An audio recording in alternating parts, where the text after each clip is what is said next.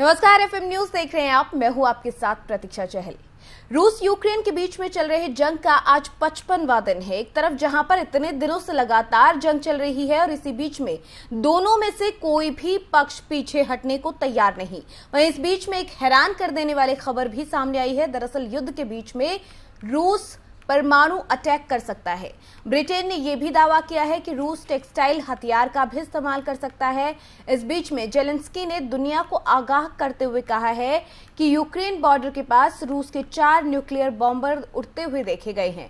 Zelensky ने कहा कि दुनिया बेहद खराब हालात और एंटी रेडिएशन दवा के लिए तैयार रहे। जेलेंस्की ने अपनी बात पर जोर देते हुए कहा कि इस हमले में सिर्फ मुझे ही नहीं बल्कि पूरी दुनिया को चिंतित होना चाहिए, क्योंकि ये वास्तविक जानकारी नहीं हो सकती लेकिन ये सच हो सकता है। दरअसल हाल ही में एएफपी के पत्रकार से बातचीत करते हुए जेलेंस्की ने कहा कि हमें उस रूस के परमाणु हथियारों का इस्तेमाल करने का इंतजार नहीं करना चाहिए। हमें संकट से पहले से तैयारी करनी चाहिए। वो किसी भी हथियार का इस्तेमाल कर सकता है। मैं इसको लेकर पूरे तरीके से आश्वस्त हूं। उन्होंने कहा कि एंटी रेडिएशन मेडिसिन और हवाई हमले से बचने के लिए शेल्टर्स की आवश्यकता होगी। तो युद्ध के बीच में एक बड़ी खबर यह आ रही है कि इस तरीके से वहां पर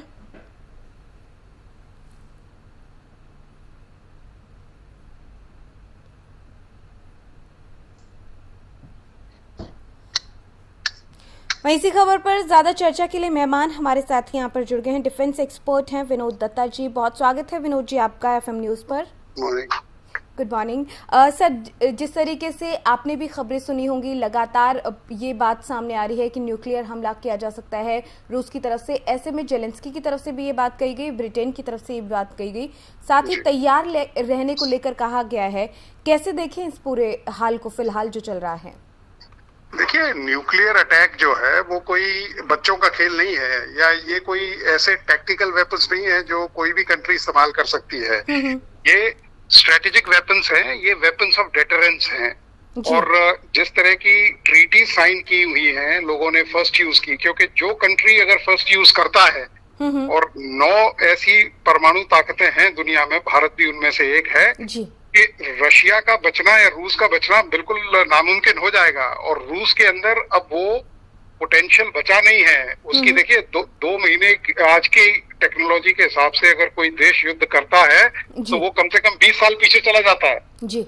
और रूस, ये कोई क्रिमिया की सैंक्शंस नहीं है कि 2014 में उसने एक छोटे हिस्से को कब्जा कर लिया और विश्व को पता भी नहीं चला। अब तो पूरा विश्व रूस के खिलाफ खड़ा हुआ है जी। पूरा जिस तरह की सैंक्शंस, अब तो 360 डिग्री सैंक्शंस लगी हुई है। जब क्रीमिया का एनेक्सेशन किया था रशिया ने, तब उसकी जो जीडीपी थी वो करीब 4 से 5% गिर गई थी। तो अब तो जिस तरह की सैंक्शंस पूरी दुनिया ने लगा रखी हैं, वो रूस का बचवाना बड़ा मुश्किल है। और ये केवल धमकी है, क्योंकि आज की तारीख में आप देखिए, सन 45 के बाद कभी भी इस तरह का परमाणु हथियार का इस्तेमाल नहीं किया गया। और आजकल इस तरह के जो रूल्स एंड रेगुलेशंस हैं, इस तरह के हमारे अकॉर्ड्स हैं कि वो सारी परमाणु शक्तियां इसके खिलाफ हो जाएंगी। हालांकि रूस के पास सबसे ज्यादा परमाणु हथियार हैं, लेकिन वो परमाणु हथियार इतने विंटेज हो रखे हैं कि उसमें से कितने कारगर होंगे, कितने नाकाम रहेंगे, वो बात का विषय है।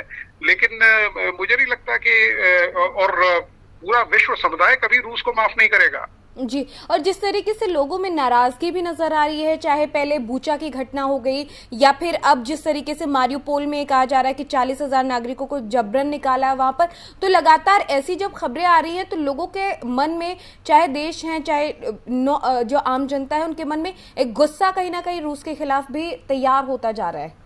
बिल्कुल। देखिए, युद्ध दूसरी जगह है, मानवता एक जगह है जी। रूस का कोई अधिकार नहीं बनता था कि भाई देखिए, अगर उसको यूक्रेन को घुटने टिकाने थे तो इकोनॉमिक ब्लॉकेट लगाता, उसके ऊपर इकोनॉमिक सैंक्शंस लगाता। लेकिन जिस तरह का नरसंहार वो कर रहा है, ये बिल्कुल एक्सेप्टेबल नहीं है। लेकिन मुझे दुख इस बात का होता है कि अमेरिका और इस तरह की जो बड़ी बड़ी सुपर पावर्स हैं, जो परमानेंट 5 मेंबर्स हैं यूएनओ के, या जो अपने आप को बड़ी शक्तियां कहती हैं, वो कहाँ है? कहाँ है यूनाइटेड नेशंस ऑर्गेनाइजेशन? कहाँ है इंटरनेशनल कोर्ट ऑफ जस्टिस? कौन मानता है इंटरनेशनल कोर्ट ऑफ जस्टिस को? तो ये एक ऐसे सफेद हाथी हैं जो हमने पाल रखे हैं, जिनका खर्चा हम और आप दे रहे हैं। जितने यूएनओ के मेंबर्स हैं, ज्यादातर मेंबर्स को रिजाइन कर देना चाहिए, फंडिंग बंद कर देनी चाहिए। क्योंकि ज्यादातर जो फंडिंग आती है वो अमेरिका या चाइना से आती है जी। पैंडेमिक में। आप देखिए भाई, WHO वर्ल्ड हेल्थ ऑर्गेनाइजेशन क्या है, वो CHO हो गया, चाइनीज हेल्थ ऑर्गेनाइजेशन। उसने एक शब्द नहीं बोला जी। कि भाई इस तरह के कई सबूत थे कि भाई ये लैब से निकाला गया है ये वायरस। तो ये जो इंटरनेशनल इदारे हैं, ये ऑर्गेनाइजेशंस हैं या जो तंजीम्स हैं, ये सब बिल्कुल डिफंक्ट हो बिल्कुल चुकी ये हैं। कह सकते हैं कि दिखावे की हो गई हैं, क्योंकि कोई बड़ा फैसला या कुछ भी यहाँ पर हो नहीं रहा है। बिल्कुल बिल्कुल, वो हिंदी में कहावत है ना, परसी परसा परशुराम। तो वो ये UN वगैरह केवल अफ्रीकन कंट्रीज के लिए रह गया है कि वहां झगड़े होते हैं तो वहां UN पीस कीपिंग फोर्स भेज दी जाती है। यहाँ UN पीस कीपिंग फोर्स क्यों नहीं भेजी? भारत 1 लाख के करीब सैनिक देता है यूनाइटेड नेशंस ऑर्गेनाइजेशंस में, और भी विश्व की इतनी बड़ी बड़ी शक्तियां हैं। तो उनसे इनको फौज की जो मदद है वो मांगनी चाहिए थी और युद्ध विराम के लिए वो करना चाहिए था। अगर यूनाइटेड नेशंस की वहां पीस कीपिंग या पीस एनफोर्समेंट फोर्सेस होती तो क्या मजाल थी रशिया की कि वो इस तरह का वो करता। रशिया ने कोई अटैक तो किया नहीं, दूर से ही वो बम बरसाया जा रहा है, दूर से ही मिसाइल्स कर रहा है, दूर से ही एरियल प्लेटफॉर्म्स है वो कर रहा है। और जिस तरह से यूक्रेन संगठित होता जा रहा है और रूस का स्टेमिना खत्म होता जा रहा है, तो यूक्रेन उभर के आएगा। जी। और यूक्रेन ने सभी इलाकों में रेड एयर अलर्ट भी जारी किया है, क्योंकि रूस की तरफ से दूसरे चरण का हमला शुरू कर दिया गया, ये कहा गया है यूक्रेन की तरफ से। हाँ देखिए, बिकॉज तैयारी तो हर एक देश करता है। अब ये कहते हैं कि साहब परमाणु शक्तियों को अलर्ट कर दिया जाता है, वो तो प्रिकॉशनरी मेजर्स हैं, वो लिए जाते हैं। कोई भी देश हो, अगर आज भारत और पाकिस्तान के बीच में भी टेंशन होती है तो इस तरह की जो प्रिकॉशनरी मेजर्स है वो दोनों शक्तियां लेती हैं। जी। अगर विनोद सर, जिस तरीके से अभी स्थिति है, यूक्रेन जिस हाल में है, अभी तक जिस तरीके से लड़ाई में डटा रहा है, पीछे नहीं हटे हैं, अभी स्थिति यूक्रेन के हिस्से में कितनी जाती हुई नजर आ रही है? देखिए, यूक्रेन के पास तो अब कुछ खोने को है नहीं, क्योंकि जो कुछ बर्बादी होनी थी वो हो चुकी है। जी, बिल्कुल। तो अब तो केवल आप ये देखिए, जिस तरह से रूस की फौजें पीछे हटती जा रही हैं, वहां का जो मौसम है और टेरेन है वो दोनों साथ नहीं दे रही है। जी। क्योंकि वहां बर्फ पिघलनी शुरू हो गई है, कीचड़ हो गया है, उसकी जो बख्तरबंद गाड़ियां हैं वो मैकेनाइज्ड ऑपरेशंस बिल्कुल पॉसिबल नहीं है। तो जो टैंक वगैरह हैं वो सिटिंग डक्स हैं।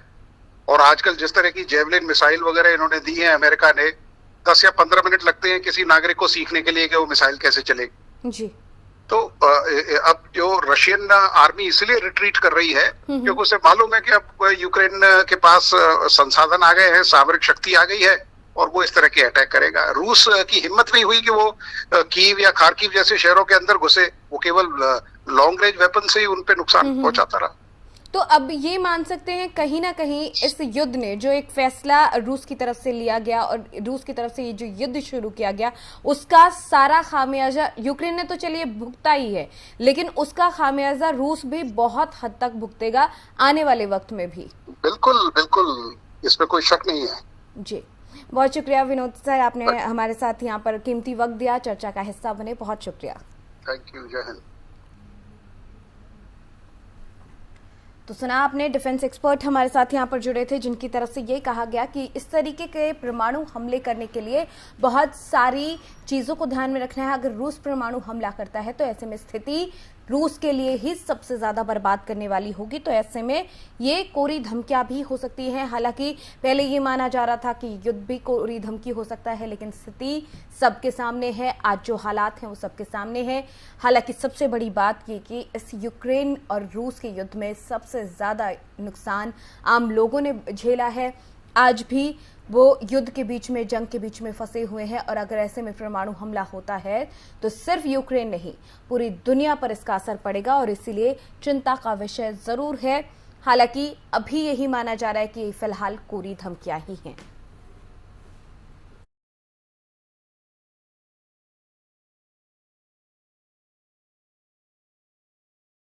दिल्ली के तीनों नगर निगमों को एक करने वाले कानून को अब राष्ट्रपति रामनाथ कोविंद की मंजूरी मिल गई है। ये कानून लोकसभा और राज्यसभा में पहले ही पास कराया जा चुका है। इसे एमसीडी चुनाव की तरफ बढ़ता हुआ एक कदम भी माना जा रहा है। चुनाव मार्च में होने थे, जिनको फिलहाल के लिए टाल दिया गया था। दिल्ली नगर निगम एकीकरण बिल को राष्ट्रपति की मंजूरी मिलते ही निगम के एकीकरण वाला विधेयक तत्काल प्रभाव से कानून बन गया। यानी अब राजधानी दिल्ली में साउथ ईस्ट, नॉर्थ दिल्ली नगर निगम नहीं बल्कि सिर्फ दिल्ली नगर निगम होगा।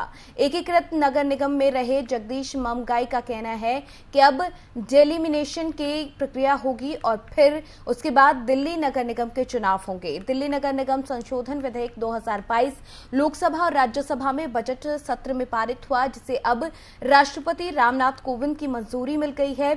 अब दिल्ली नगर निगम के 3 महापौर और 3 कमिश्नर की बजाय सिर्फ एक ही होंगे।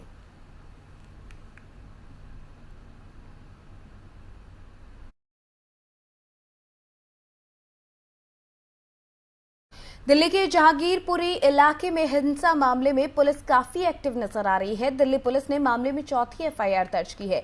पुलिस ने आरोपी सोनू चिकना को गिरफ्तार कर लिया है। सोनू चिकना पर हिंसा के दौरान फायरिंग करने का आरोप है। दरअसल हिंसा का वीडियो वायरल हुआ था, जिसमें एक शख्स फायरिंग करता हुआ नजर आया। वो वीडियो सोशल मीडिया पर वायरल भी हुआ, जिसके बाद पुलिस एक्शन में आई और सोनू चिकना की तलाश में जुट गई। इस मामले में पुलिस अब तक 22 आरोपियों को गिरफ्तार कर चुकी है। इन 22 के अलावा 2 नाबालिग को भी अरेस्ट किया गया है। तो मामले में लगातार पुलिस की तरफ से सख्ती बरती जा रही है और इस सख्ती बरतने के साथ साथ आरोपियों पर नकेल कसने की कोशिश भी पुलिस की तरफ से लगातार जारी है। 4 अब तक एफआईआर दर्ज हो चुकी है, चौथी एफआईआर भी दर्ज हुई है और आरोपी सोनू चिकना को पुलिस ने गिरफ्तार कर लिया है। ये माना जा सकता है कि बड़ी कामयाबी है। हालांकि हिंसा की वजह से लोगों के मन में अभी भी डर वहां पर है, लेकिन लगातार जिस तरीके से पुलिस की तरफ से कदम उठाए जा रहे हैं उसकी तस्वीरें आपको हम दिखा रहे हैं। सोनू चिकना को गिरफ्तार कर लिया गया है, आरोपी है। मामले में चौथी एफआईआर दर्ज भी की गई है। आपको बता दें, जहांगीरपुरी हिंसा मामले में पुलिस एक्शन में है। हिंसा के आरोपियों को गिरफ्तार करने के लिए पुलिस लगातार छापेमारी कर रही है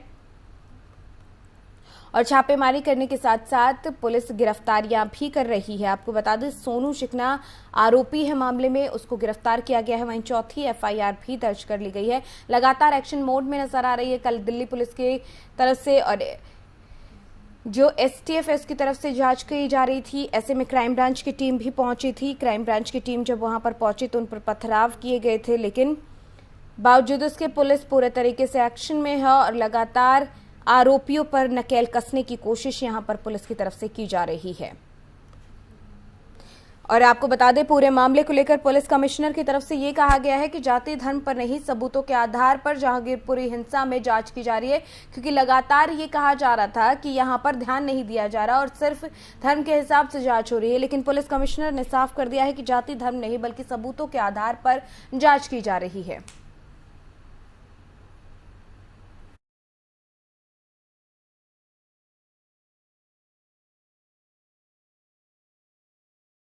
वहीं दिल्ली पुलिस ने स्वीकार किया है कि हनुमान जयंती पर जहांगीरपुरी में बिना इजाजत के शोभा यात्रा निकाली गई थी। इस मामले में विश्व हिंदू परिषद, बजरंग दल, दिल्ली प्रांत के आयोजकों के खिलाफ केस दर्ज कर लिया गया है। मामले में वीएचपी के जिला सेवा प्रमुख प्रेम शर्मा को गिरफ्तार किया गया। पुलिस के मुताबिक बिना इजाजत शोभा यात्रा निकालने पर आईपीसी के सेक्शन 188 के तहत आयोजकों, विश्व हिंदू परिषद, बजरंग दल, दिल्ली प्रांत और मुखर्जी नगर जिला झंडेवाला के खिलाफ केस दर्ज किया गया है।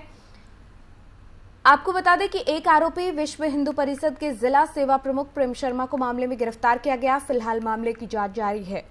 बता दें कि दिल्ली में हनुमान जयंती के मौके पर शनिवार को जहांगीरपुरी इलाके में 2 समुदायों के बीच में हिंसा भड़क उठी थी। इस घटना में 9 लोग घायल हो गए, जिनमें 7 पुलिसकर्मी हैं। दिल्ली पुलिस ने इस मामले में अब तक दोनों समुदायों के 23 लोगों को गिरफ्तार किया था। पुलिस की तरफ से लगातार बड़ी कार्रवाई की जा रही है और ये कहा जा रहा है कि किसी भी हाल में इन आरोपियों को बख्शा नहीं जाएगा।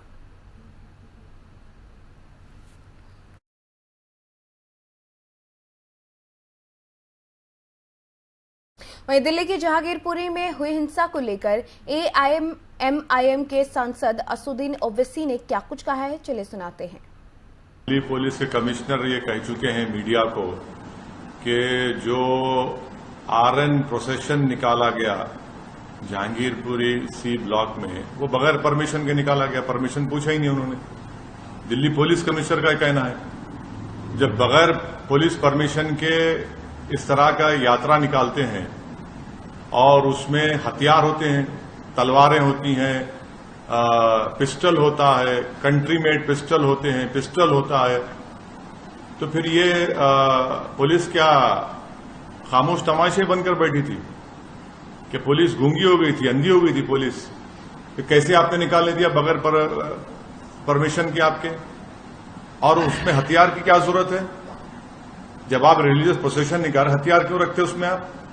और फिर हथियार रखते साथ में सब प्रोवोकेटिव नारे लगाते आप, क्यों? और तीसरी बात, आपने उस मस्जिद के सामने जाकर झंडा लगाने की कोशिश क्यों की? वहां पर झंडा क्यों लगाया बल्कि आपने वहां पर? उससे पहले बगैर पुलिस परमिशन के 2 प्रोसेशन चले गए थे, ये तीसरा था जो 5:30 बजे का वाकया है। पुलिस के समाजवादी पार्टी के नेता आजम खान से जुड़े मौलाना मोहम्मद अली जौहर ट्रस्ट को बड़ी राहत मिली है। विश्वविद्यालय बनाने के लिए अधिकृत जमीन सरकार को लौटाने के इलाहाबाद हाईकोर्ट के आदेश पर सुप्रीम कोर्ट ने रोक लगा दी है। अगस्त में आगे सुनवाई होगी। हाईकोर्ट ने 12.5 एकड़ छोड़कर बाकी 450 एकड़ से ज्यादा जमीन पर सरकार के नियंत्रण का आदेश दिया था। दरअसल हाईकोर्ट ने पूर्व कैबिनेट मंत्री आजम खान के खिलाफ फैसला दिया था, जिसमें मौलाना मोहम्मद अली जौहर ट्रस्ट रामपुर की तरफ से अधिकृत 12.5 एकड़ जमीन के अतिरिक्त जमीन को राज्य में निहित करने के एडीएम वित्त के आदेश को सही करार दिया था। विश्वविद्यालय निर्माण के लिए लगभग 471 एकड़ जमीन अधिकृत की गई थी। केवल 12.50 एकड़ जमीन की ट्रस्ट के अधिकार में रहेगी। कोर्ट ने एसडीएम की रिपोर्ट पर और एडीएम के आदेश की वैधता को चुनौती देने वाले ट्रस्ट की याचिका खारिज कर दी। बता दें कि आजम खान फिलहाल समाजवादी पार्टी से यूपी के रामपुर विधानसभा सीट से विधायक हैं। फिलहाल वो जेल में हैं। हालांकि अभी लगातार पार्टी में तमाम तरह की अटकलें देखने को मिल रही है, नाराजगी भी उनकी देखने को मिल रही है पार्टी से। लेकिन इस बीच में ये राहत वाली खबर सपा नेता आजम खान के लिए, जौहर यूनिवर्सिटी जमीन मामले में सुप्रीम कोर्ट से उन्हें राहत मिली है।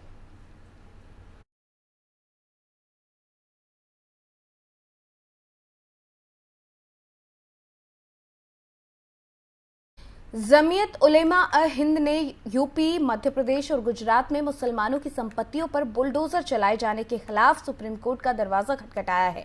जमीयत उलेमा हिंद ने आपराधिक मामलों में शामिल मुस्लिम समुदाय के लोगों के घरों, मकानों को जमींदोज करने का विरोध किया। उसने इसे मुसलमानों के खिलाफ एक साजिश करार दिया है। सुप्रीम कोर्ट ने याचिका दायर कर मांग की है कि ऐसी किसी भी तरीके की कार्रवाई कोर्ट के आदेश के बाद ही की जाए। जमीयत उलेमा हिंद ने सुप्रीम कोर्ट में दायर याचिका में कहा कि कोर्ट राज्यों को आदेश दे कि बिना अदालत की अनुमति के किसी का घर या दुकान ना गिराई जाए। जमीयत उलेमा हिंद कानूनी इमदाद कमेटी के सचिव गुलजार अहमद आजमी ने सुप्रीम कोर्ट में याचिका दायर की। जमीयत उलेमा हिंद की याचिका में केंद्र सरकार के साथ यूपी, एमपी और गुजरात राज्यों को प्रतिवादी बनाया गया है। आपको बता दें कि जिस तरीके से मध्य प्रदेश के खरगोन में हिंसा हुई और उसके बाद प्रशासन की तरफ से बुलडोजर चलाया गया दंगाइयों के घरों पर, उसके बाद जिस तरीके से लगातार एक पक्ष के खिलाफ इस तरह की कार्रवाई करने के आरोप लग रहे थे, उस बीच में जमीयत उलमा हिंद की तरफ से सुप्रीम कोर्ट में ये याचिका दायर की गई है और कोर्ट से अनुमति के बिना कोई भी राज्य सरकार किसी के घर या दुकान पर कोई बुलडोजर न चलवाए, इसकी अपील की गई है। ये याचिका कोर्ट में दाखिल कर दी गई है कोर्ट की अनुमति के बाद, और कोर्ट की अनुमति के बिना घर गिराने को लेकर ये याचिका दाखिल की गई है। आपको बता दें जमीयत उलमा हिंद की तरफ से ये याचिका लगाई गई है। कोर्ट की अनुमति के बिना घर गिराने पर रोक को लेकर ये याचिका लगाई गई और साथ ही साथ ये कहा गया कि इससे मुसलमानों के खिलाफ साजिश करार देते हुए याचिका लगाई और कहा कि एक धर्म के लोगों के साथ गलत हो रहा है और ऐसा नहीं होना चाहिए। उन्होंने कहा कि याचिका दायर कर सुप्रीम कोर्ट में ये याचिका दायर करते हुए याचिका में कहा कि कोर्ट की अनुमति के बिना किसी भी राज्य सरकार को ये अनुमति नहीं होनी चाहिए कि वो किसी के घर या दुकान पर बुलडोजर चला सके।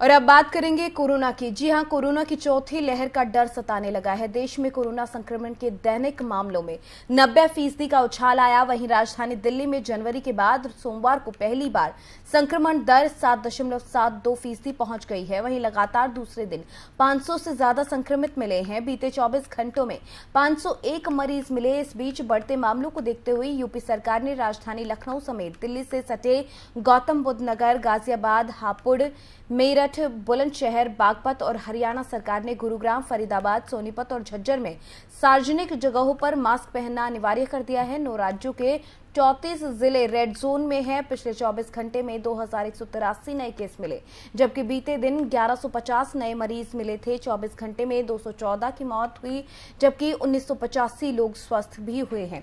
तो लगातार कोरोना का कहर जारी है और ऐसे में कोरोना के कहर के बीच में चौथी लहर का डर भी सताने लगा है, क्योंकि लगातार जो फीसद है उसमें उछाल देखने को मिल रहा है। कोरोना के मामलों में लगातार उछाल देखने को मिल रहा है। पिछले 24 घंटे की अगर बात की जाए, सिर्फ नोएडा में 33 बच्चे संक्रमित मिले हैं। लगातार जिस तरीके से कोरोना के आंकड़े बढ़ रहे हैं वो चिंता बढ़ा रहे हैं, क्योंकि स्कूल खुलते ही बच्चों के पॉजिटिव होने की खबरें सामने आने लगी। जो लगातार फीसद है वो भी बढ़ रहा है, संक्रमण की दर भी बढ़ रही है। भारत में पिछले 24 घंटे में कोरोना के 1247 नए केस सामने आए। हालांकि रविवार की तुलना में सोमवार को 936 केस कम मिले हैं। इससे पहले रविवार को कोरोना के 2183 केस सामने आए थे। ये समझा जा सकता है कि चिंता अभी भी बनी हुई है, क्योंकि कोरोना के केस जिस तरीके से बढ़ रहे हैं। हालांकि रविवार की तुलना में आज कम केसेस हैं, लेकिन फिर भी ये माना जा सकता है कि चौथी लहर का डर अभी भी लोगों के मन में है। कोरोना का बढ़ता ग्राफ देखकर देश भर में टेंशन जरूर बढ़ गई है। भारत में पिछले 24 घंटे में कोरोना वायरस के 1247 नए केस सामने आने के बाद हरकत में प्रशासन है। कई राज्यों में, कई शहरों में, खासकर जो कि दिल्ली एनसीआर से जुड़े हुए शहर हैं, हरियाणा सरकार हो, यूपी सरकार हो, उनकी तरफ से कई जिलों में मास्क पहनना अनिवार्य कर दिया गया है। अगर आप घरों से बाहर निकलते हैं तो आपको मास्क पहनकर जाना होगा। जिस तरीके से पाबंदियों में छूट मिली थी, लोगों ने लापरवाही बरतना शुरू किया। लापरवाही बरतने के बाद नतीजा आपके सामने है कि अब एक बार फिर से कोविड के केसेस बढ़ने लगे हैं। नोएडा की बात करें तो पिछले 24 घंटे में कोरोना के 107 मामले सामने आए, जिसमें से 33 बच्चे शामिल हैं। फिलहाल नोएडा में 411 कोरोना के एक्टिव केस हैं।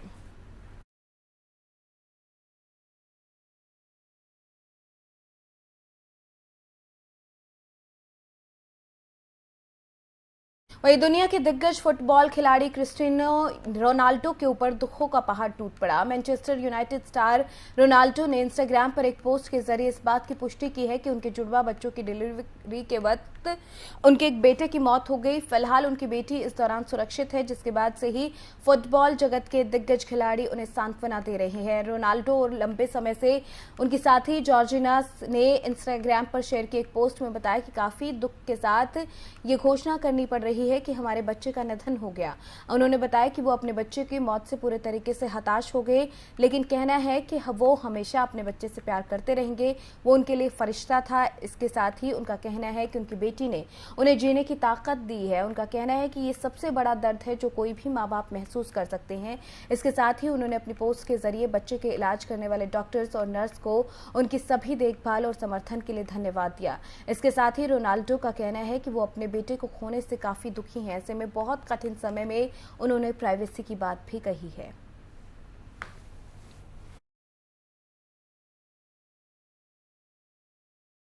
चलिए, बुलेटिन में फिलहाल मेरे साथ इतना ही। आप देखते रहिए FM न्यूज़। नमस्कार।